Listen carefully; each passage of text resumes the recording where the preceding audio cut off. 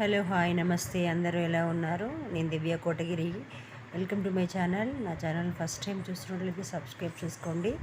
ఇది పొనగంటి కూర రెసిపీ ఒక వ్లాగ్ చేద్దామని చెప్పి చేశా. ఈ పొనగంటి కూర కళ్ళకు చాలా మంచిది. పొనగంటి కూర తినడం వల్ల పోయిన కంటి చూపు కూడా వస్తుంది అని చెప్పేసి పెద్దవాళ్ళు చెప్తున్నారండి, నేను కాదు. అందుకే వాళ్ళని ఫాలో అవుతున్నా. ఆయిల్ వేసుకొని నార్మల్ కర్రీలాగా చేసుకోవచ్చు. నేను ఆయిల్లో జీలకర్ర, ఆవాలు, ఇంకా కరివేపాకు, పచ్చిమిర్చి వేసా. తర్వాత ఆనియన్స్ వేసి చక్కగా ఫ్రై చేసుకున్నా.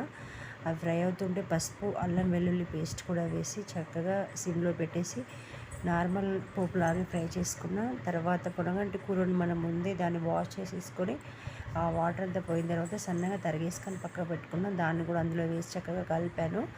అలా కలుపుతూ ఒక 5 మినిట్స్ కలిపిన తర్వాత మధ్యలో అందులో ఒక స్పూన్ ఉప్పు కూడా వేసుకోవాలి. కొంచెం 5 మినిట్స్ మగ్గిన తర్వాత చక్కగా ఇలా కలిపేసేసుకొని మూత పెట్టి ఒక 5 మినిట్స్ మగ్గించుకోవాలి. ఇలా మగ్గిన దాంట్లోనే ఎగ్స్ వేసాను నేను. ఎగ్స్ వేయడం వల్ల ఏంటంటే మాకు కిడ్స్ ఉన్నారు ఇద్దరు, వాళ్ళు చక్కగా తింటారు అని చెప్పేసి నేను ఎగ్స్ పోసాను. లేదు అంటే పప్పు అయినా, శనగపప్పు అయినా, కందిపప్పు అయినా లైట్గా మనం వేసుకొని చేసుకోవచ్చు. పప్పులో ఇంకా వేస్తే బాగుంటుంది, హెల్దీ కూడా. నేనైతే ఎగ్స్ వేసాను, కొంచెం మా పిల్లలు తింటారు అని చెప్పేసి. సో మీరు కూడా ట్రై చేయండి. లాస్ట్లో ధనియా పౌడర్, కొత్తిమీర వేసేసుకొని చక్కగా ఫ్రై చేసుకొని తినేసేయండి. కళ్ళకు మంచిది, హెల్త్ కూడా బాగుంటుంది. Thank you watching my channel. Please subscribe everyone.